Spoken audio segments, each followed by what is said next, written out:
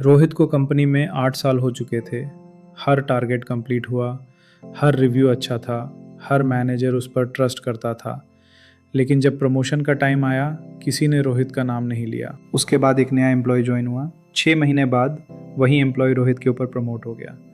रोहित को समझ नहीं आया। उसने सोचा मैंने गलत क्या किया। सच ये था, रोहित खराब एम्प्लॉय नहीं था। उसकी जॉब ग्रो करना बंद कर चुकी थी। और शायद आप भी इसी सिचुएशन में हो। आप रिलायबल हो, आप हार्डवर्क करते हो, आप प्रॉब्लम सॉल्व करते हो, लेकिन आपकी रिस्पॉन्सिबिलिटी वही है, आपकी विजिबिलिटी वही है, आपकी ग्रोथ वही है। यही डिफरेंस है बिजी होने और ग्रो करने में। आपका कैलेंडर फुल हो सकता है, लेकिन आपका करियर फिर भी स्टक हो सकता है। सबसे पहला साइन है आप नए स्किल्स सीखना बंद कर देते हो। आप वही टूल्स यूज़ करते हो, वही रिपोर्ट्स बनाते हो, वही प्रॉब्लम सॉल्व करते हो। पहले ये काम डिफ़िकल्ट था, अब आप बिना सोचे कर लेते हो। कंफर्ट अच्छा लगता है, लेकिन कंफर्ट हमेशा ग्रोथ नहीं होता। कभी कभी कंफर्ट सिर्फ एक स्लो करियर डिक्लाइन होता है। दूसरा साइन है आपका काम इम्पॉर्टेंट है, पर आप विजिबल नहीं हो। आप काम कंप्लीट करते हो, लेकिन लीडरशिप को पता नहीं होता कि कैसे कंप्लीट हुआ। आप आइडियाज़ देते हो, लेकिन मीटिंग में कोई और उन्हें रिपीट करके क्रेडिट ले लेता है। आप डिपेंडेबल रिसोर्स हो, लेकिन डिसीजन मेकर नहीं। ये प्रॉब्लम सिर्फ परफॉर्मेंस की नहीं है, ये परसेप्शन की भी है। डिलीवरी बताती है कि आप केपेबल हो, जजमेंट बताता है कि आप नेक्स्ट लेवल के लिए रेडी हो। अगर आप सिर्फ इंस्ट्रक्शंस फॉलो करते हो, लोग आपको एग्जीक्यूटर समझेंगे। अगर आप प्रॉब्लम्स को समझकर डायरेक्शन देते हो, लोग आपको लीडर समझेंगे। तीसरा साइन है आपकी सैलरी बढ़ रही है, पर मार्केट वैल्यू नहीं। हर साल इंक्रीमेंट मिल रहा है, लेकिन आप नए अपॉर्चुनिटीज़ के लिए रेडी नहीं हो। आपका करंट पैकेज सेफ लगता है, पर मार्केट में आपकी डिमांड कम हो सकती है। लॉयल्टी तब वैल्यूएबल है जब उसके साथ लर्निंग भी बढ़ रही हो। सिर्फ कंपनी में ज़्यादा साल रहना लॉयल्टी नहीं होता, कभी कभी वो सिर्फ आदत होती है। चौथा साइन है आपको लगता है कि ऑफिस में सब कुछ पर्सनल है।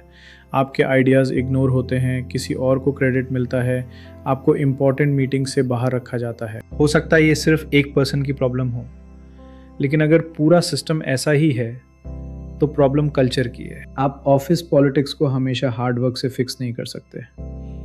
कभी कभी आपको अपनी एनर्जी प्रोटेक्ट करनी होती है। अब हर साल अपने आप से 5 क्वेश्चंस पूछिए।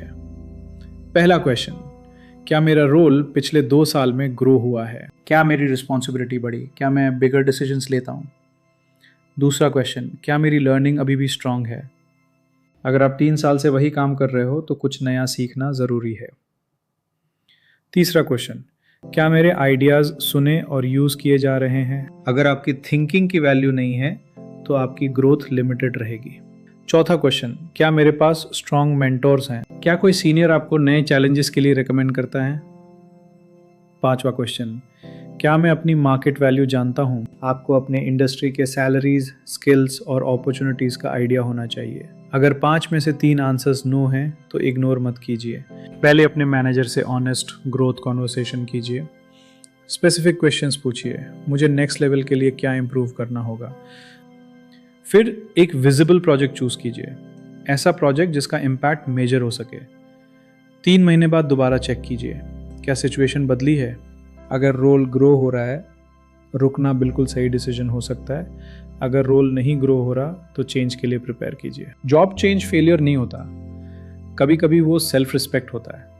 आपको हर 3 साल में जॉब चेंज करनी ज़रूरी नहीं है, लेकिन आपको हर साल अपनी ग्रोथ चेक करनी ज़रूरी है। आप कंपनी में कितने साल रहें ये इम्पॉर्टेंट नहीं है। इम्पॉर्टेंट ये है कि उन सालों में आप कितने अलग प्रोफेशनल बने। रोहित ने कंपनी नहीं छोड़ी, उसने अपनी थिंकिंग बदली। उसने एक विजिबल प्रोजेक्ट लिया, लीडरशिप को अपडेट दिया और मार्केट टेस्ट किया। 6 महीने बाद उसकी प्रमोशन हुई। इस बार प्रमोशन लक से नहीं हुई, लोगों को उसका इम्पैक्ट क्लियरली दिख रहा था। आप स्टक नहीं हो, शायद आपने अपनी सिचुएशन को टेस्ट करना बंद कर दिया है। आज रात 5 क्वेश्चंस लिखिए, हर आंसर ऑनेस्टली दीजिए। और अगर आपका करियर क्वाइटली रुक गया है तो उसे एक्सेप्ट मत कीजिए। कमेंट में लिखिए आपकी growth problem learning, visibility, salary या ऑफिस पॉलिटिक्स में से क्या है। और याद रखिए, रिलायबल रहना अच्छा है, लेकिन इनविजिबल रहना करियर स्ट्रैटेजी नहीं है।